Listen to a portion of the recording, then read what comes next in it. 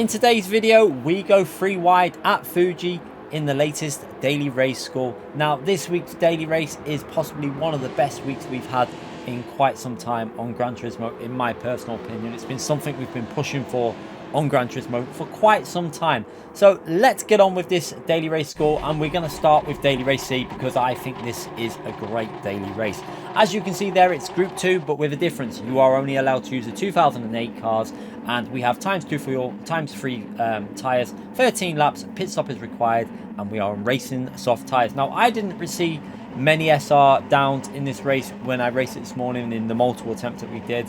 It actually seems pretty good. And do remember, if you enjoy these videos, subscribe to the channel, hit that like button if you'd like, and yeah, let's get on with trying to help you out with this week's daily race C. So we're starting from the back in this attempt here, starting from P12, and we're going to try and make our way as far forward as we can in this race. Now, this is all about racing smart, also taking your opportunities and picking your overtaking spots, because there is a couple of overtaking spots on this track that will catch people out as we go into turn 1 there, and we've got P10 going a little bit wide there, and well, we're going to go for a little bit of a fake here into this corner. Sometimes doing this little bit of a fake here can put someone off and make them brake a little bit deep, and then it gives you the opportunity to go around the outside of them on this long right hand corner. But we're going to skip a little bit further ahead, and by the time we're getting into turn 1 here, we're going to go for a move in the most common overtaking spot on Fuji into turn 1. Brake as late as you can, and you want to try and brake late but hold an apex that you can try and get close to the curb. So you can see, using first gear for a bit of rotation, we're up the inside and we pull off a nice comfortable move there, giving space on the outside, and we are now up into P9 kind of race. So you can see Lewis also taking advantage of that and taking that position there. Now again, we're going to pick up the slipstream to blue in front of us here. Lewis is going to give us a little bit of a bump draft. Now that is going to be something you can do with the driver on this track with the custom slipstream. It will give you some probably lap time to push forward. And you can see another quite simple move here is we're going to give you a track guide. Now we're going to use the 100 board as our braking reference. Now we are coming from a slightly tighter angle than what we would normally come from. So you can see normally you'd come from a wider angle and rotate it into the corner. But still, we managed to get a decent angle in and get on the throttle at a reasonable amount there. And now we're going to work our way into the next braking zone, which we're going to go in between the 100 and the 50 board. So you can see there, 50 board, and we're getting on the brakes very briefly now. It's not an aggressive input, just a little dab of the brakes. And now you're going to start rotating in and try and get your left-hand tyre as close to the bollard on the left as possible. And then accelerate through the corner.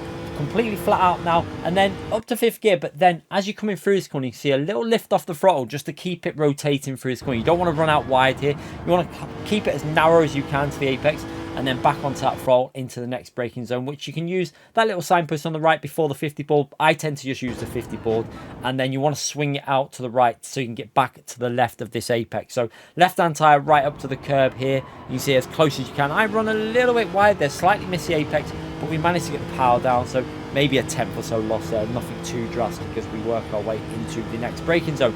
Now, you normally use a Dunlop board, and that is a very good braking reference. However, for this, with the soft tyres, I use the change of colour on the track there, because you can brake just short of that change of colour, and it actually works out really well. Now, into the first part of the chicane, you want to brake and get that first gear used for the rotation, and then again, as we go through here, just a little lift off the throttle before you're going to straighten the car up. It's all about exit speed from the chicane here. So straighten the car up, try not to hit the bollard on the right hand side, and then as we go into the next braking zone, we're going to use the end of the grass, the start of the Astro there as our reference, and you can see pretty much getting on the brake dead on that, and then using 2nd gear to rotate it into the curb on the right hand side. You want to get it right up onto this curb and then feed that throttle in as you're going through the corner, and then into the next braking zone you're going to use the end of the curb. You see that nice little white bit there? It's a really good reference for your braking. You can see onto the brakes pretty much dead level with that white bit of curb. And then again here, you don't want to go too far out wide, but you want to give yourself enough angle into this next left-hand corner. So from about the middle of the track, using first gear for a bit of rotation, then putting the 2nd gear throttle down, and then into the final corner. Very tricky corner, and always a great overtaking opportunity up the right hand side here into the final corner. They're probably your most obvious ones, but there is other ones which we'll talk about as we go through this race. So again, picking up that slipstream all the way down straight. Remember, custom slipstream is on for this daily race C, so you are able to hang with drivers. Now, it's not as strong as what I think it's been in the past in Group 2, and I do wonder if they've slightly toned it down slightly. It might just be the track, but it definitely seems a little bit weaker than normal, but it's still good that you can race. It's powerful enough to obviously keep the racing fairly close as we go from one of them moves up the inside here into the final corner. Literally a textbook way of doing that one, as we showed you on the track guide there. It's nice and easy up the inside. Now, we're going to pick up the slipstream here on lap 5, and we can see we're going to go into that braking zone. Now, look behind us there. Almost got absolutely destroyed there by Motor Insider, but in fairness, he did what is the perfect thing to do. He turned to the left and tried to make sure he didn't hit us. Now, some people just go straight into the back of you, but he actually made the effort to move out the way, which I love to see. And yeah, no worries. I think he apologised after the race. We did get a bit of damage, but at the end of the day, it didn't really affect us that much. It just lost us a little bit of lap time as we're here on lap 5 and closing up to Kemp in front of us. But yeah, I love seeing that when someone tries to deliberately move their car out the way so they don't go straight into the back of you, and it's always great to see. So a little bit of a mistake here, I think, from Kemp pitting on lap 5. It's too early, in my personal opinion, because of the custom slipstream. You kind of want to pit later, in my view, for this race. So you can pit lap 6 or 7, but I personally think lap 7 is better because you can get back in the slipstream, and then that slipstream is quite powerful. It's enough to drag you forward. So again, you can see 2 more cars pitting lap 6, and like I say, I think it's a bit of a mistake. There is still grip on these tyres on lap 7. Now obviously it is fading, and that is why I'm on +5 brake bias. You can see there with this Lexus +5 brake bias, and even with the NSX you can go quite aggressive to the rear with the brake bias to save them front tyres. It is your front tyres that you are going to need to save. Now, in terms of cars, the NSX and the Lexus are very closely matched. I personally prefer the Lexus as we make our way into the pit lane with a little bit of a hit on the wall, and we're going to do no fuel, but we are going to change the tyres. Really important, you do need to change tyres this week. Don't try and do a no tyre change. It won't work. You will just lose so much time on the last 3 laps. I really don't think it's advisable at all. So we come out of the pits, and you can see, even with going to lap 7 there, we have actually come out ahead of the people that pitted early. So it's worked out quite nice here that we've gone later, and we've actually got fresher tyres now, and we've actually overtook them as well. So quite kind of a good move to do the overcut there. It worked out quite nicely. We're now into that slipstream to P3 and P2. Now we can see P1 up there. I think what he's done is he's tried to do the no tyre change, and you're going to see that it doesn't take much to actually catch him up because of obviously struggling with that tyre. You can see by the time we get to lap 9, Costas has already got him, and he's really struggling with a severe lack of grip on that car. Now, other overtakes you can consider doing here, we're not going to do it on this lap here, but is an overtake that's really, a lot of people don't expect it, but it's a really great place to overtake. It's down the left here, take a tight line, get it into the apex, and then just power your way out, and it often works. It's a really good place to get moved on, so be cautious of people going for that move as well, because it's not just myself that will do that. I've seen quite a lot of people go for that overtake there. It's a commonly done overtake. So yeah, now we're in the slipstream. You can see that obviously we've got the 2 drivers in front of us, and now what we do here is we go to the right because we see Lewis. He's flashing. He obviously, I know what he's going to do. He's going to bump draft us, and then we're going to stay in front of him and give him the slipstream all the way up into turn 1. So we both get past both of them there and promote ourselves up into P2 and Lewis up into P3. Now we're catching up Costas here. You can see he's in the lead in the NSX, and I think he even said as well that he preferred the Lexus as well. And you can see by the time we get to the end of lap 12 here, we're fully in that slipstream, and now we're going to try and see if we can get an overtake done going into the final lap. Now this is going to get really interesting, and I really do love the way that we're in the 08 cars only for this week. It makes the race much more enjoyable because these cars don't normally get used. But with the BOP now, the 08 cars run the BOP that they should run. They've basically made the BOP so that there's separate BOPs within Group 2 now, and it is so much better. And this is something we've been asking for ages as we go 3 wide here.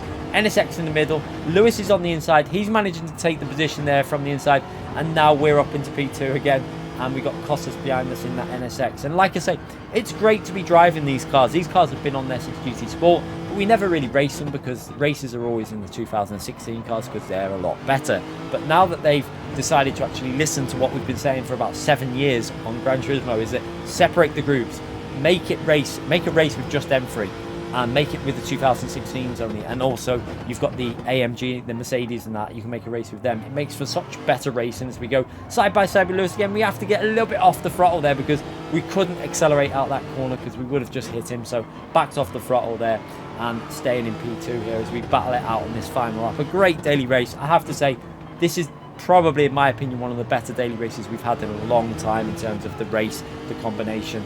it's really nice to do this race. Tyre wear is enough that you have to pit around lap 6 or 7. You can go longer, obviously. It's got kind of a nice balance. I just like this race in general, and I really like PD to do stuff like this. I'd like more stuff like this with these cars, you know, cars that we don't race very often. It's nice to do different cars and racing them. So yeah, overall this is a definite positive for me, this week's Daily Race C. I think it's a good move by PD. However, we now move to Daily Race B, where in my opinion PD have created the opposite of one of the best daily races ever. You can see there Group 3 at Spa, which isn't a problem. Racing medium tyres isn't a problem. Times 1 isn't a problem. It's the 3 laps. That's a problem for me. 3 laps as a Daily Race B just seems pretty silly. It just seems a bit pointless. But yeah, SR safety, definitely I'd say it's a safe race. Same for Daily Race C. I didn't really see many SR downs. It seems okay in terms of the track, the cars. There's not going to be a massive risk in this. But 3 laps, I feel like it should be a minimum for at least 5 in my personal opinion. But let me know what you think about that in the comments and see what you feel about the 3 laps. It's just my opinion, obviously, on the 3 laps. I think it should be more, but I'm interested to see what you lot think about that. But yeah, as you can see here, I'm in the Porsche. We've got a Supra behind us. Now, one thing I've noticed straight away is with this new BOP, some of them power cars are not quite as powerful as they used to be. We're running the high-speed BOP, and you can see that we've managed to hold on at the end of the straight at Spa, which is quite rare, especially in the Porsche, and that's a good thing. If we can hold on with custom slipstream, that is definitely a positive thing for the BOP.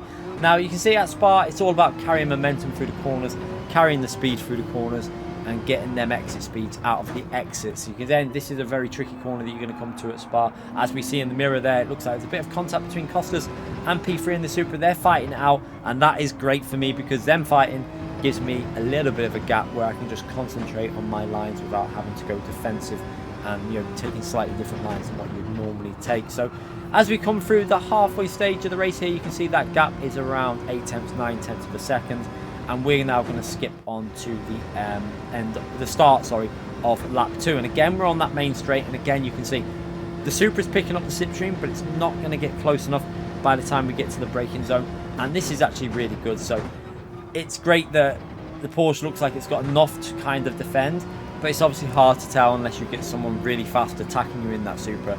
But now we're going to go through a track guide using that 100 board as our first braking reference in the Porsche there. We're going to use that as a reference, braking ever so slightly past that on the medium tyres. Remember, we're on the mediums for this one.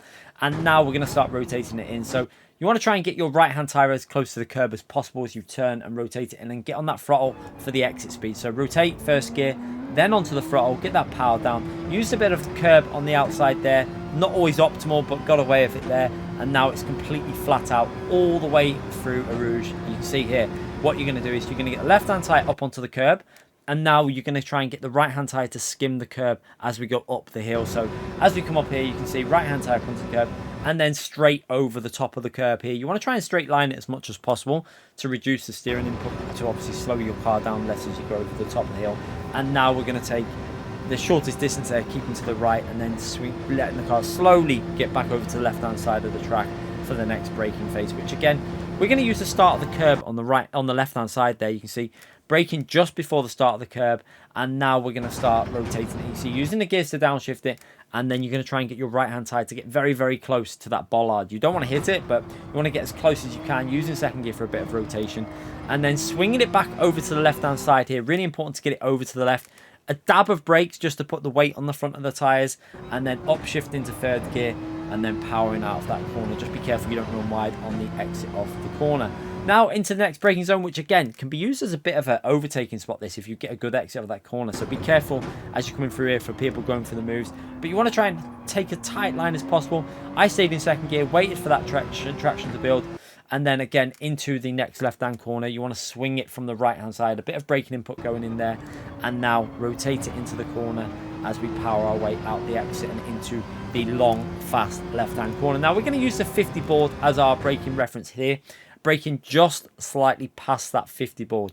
And then you're going to try and rotate it in here to try and stay close to the apex on the first part. And then the car is going to drift out slightly as you put the power down, so you can see, trying to get close to the apex, and then it's going to start wandering out a little bit, and you're going to get on that power as early as you can, because if you can get a really good exit here, there is another overtaking move possible into this corner if you can go down the right hand side and go for a little lunge up the inside. But we're going to use that 50 board as our next braking reference. You can see there, braking just short of the 50, rotating it in, using a bit of gear shifting to start rotating it through the corner, and then a little dab of the brakes again. Puts the weight on the front of the tyres, will help with the rotation as you're turning into this left-hand corner, and then you get on the power for the exit using third gear. Just be careful on the curb again. And then into the next right-hand corner, braking nice and early. Quite a good distance before the start of the curb on the left there, you can see, onto the brakes. And again, right-hand tyre as close to the curb as possible. Try not to get too close to the bollards on the right-hand side, and then put that power down, using the curb on the exit for a bit more speed and a wider entry into this right-hand corner. Now, this can be done almost flat out, but you can see just a tiny little lift off the throttle there as we work our way through the corner, and then back onto that 100% throttle, and now it's completely flat out. And the next left-hand corner, completely flat out on the medium tyres. You do not need to lift. Maybe with a bit of slipstream, you might give it a tiny little lift, but in general, it's completely flat out here. No real worry about that. And you can see no real effort to really keep it in the track at the end there. And now on to the next braking zone, using that 150 as our braking reference. We're going to brake pretty much dead on that, just slightly past it. You can see there, just past the 150, and now brake in a straight line and use them gears to rotate it into the corner. So down through the gears, down to first gear. That will help rotate us into the curb for the first part of the chicane. And you can see as we go over it, your right hand tyre up onto the curb, and then again a little dab of the brake just to rotate it into this final part of the corner. Just helps rotate it, and then you can get on that power nice and early and accelerate out the exit and over the line. We go for a 2 minutes 16.6, I think it is there. Not an amazing lap, but a pretty solid race lap, and we take the win in that daily race B. So not the greatest daily race B I think you'll ever race with 3 laps. It seems a bit pointless to me. I think it should have been more. But last up, we have Tokyo Expressway in the Honda Civic Si Extra. Now, I didn't actually race this race because I think this is a very high SR risk race, because with the walls, cars bouncing off the walls, it's going to probably be chaos. So enter at your own risk. Now, in terms of the track, it's not my favourite, so we're just going to go through a very quick track guide using the time trial here. Now, for the first braking reference, you can see I use that change of fence there. You can see it gets a little bit more see-through as our reference, chucking it into the corner, and just be careful you don't hit the wall on the entry into the corner, but try and carry the speed out, get back on that throttle as early as possible. Now we're going to work our way into the next right corner, and you're going to try and just give a little lift off the throttle as you go through there, just to keep it rotating through the corner, and try and keep your car as close to that white line in the middle as possible. Just keep smooth inputs and then accelerate all the way completely flat out, revving this car out, and you're not on the back on the brakes until you get to the top of the hill as we come out the tunnel. So going up this hill now, and you've got a nice handy bit of red markers across the track for your braking reference. You can see there with the yellow box, and you can see we're already turning it in here for this right hand corner. It's important to get turning in early, and then as we're pretty much on the first red box there, we're onto the brakes and then back onto throttle. Now you can see I slightly missed the apex there, but what I did manage to do was get the throttle down and carry some speed through the corner. But yeah, maybe a tenth or two gone into that corner alone. And now we're going to work our way into the next right hand corner going into the tunnel. So as we come to the downhill section, onto the brakes, and it's better to be earlier than late into this corner, because the later you are, the more chance of hitting the wall you have. So try and get on the throttle on the exit there as we graze into the wall slightly, and then into the next right hand corner, braking very, very early before the yellow right hand turn board, and using the third gear to help rotation a little bit more. But try and keep that power down with third gear as you're going through the corner. The more aggressive you can be, the more you'll carry through this section of track, which is completely flat out as we go up to fourth gear. And again, completely flat out through the next corner. You do not need to worry about lifting there. And then we've got the next braking zone, braking just before you exit the tunnel. So you can see onto the brakes before we come out the tunnel. And again, we're going to use that third gear for the rotation like we did out of the other exit before coming out the tunnel, but this time we're turning left. So again, you want to get the car as close to the wall on the left as possible, and just be careful you don't run into the barrier on the exit. It's very important there. And then be ready to turn right as early as possible there, because if you're delayed on that, you're going to hit the barrier on the left hand side here. So now into the final corner, and this is probably the trickiest corner on the track in my personal opinion. It's all about coasting and then getting that throttle down at the correct time. If you get it right, you should just get right up against the wall on the exit, but get it wrong and you will be in the wall. It's a very, very tricky corner in my opinion, but hopefully that brief lap guide will help you out on this week's Daily Race A. But yeah, overall, Daily Race C, very, very solid. Daily A, not for me. Daily B, a bit boring with only 3 laps. But yeah, Daily C definitely makes up for it this week. But let me know what your personal favourite is this week, and feel free to subscribe to the channel and hit that like button on your way out. Take care, everyone. Bye.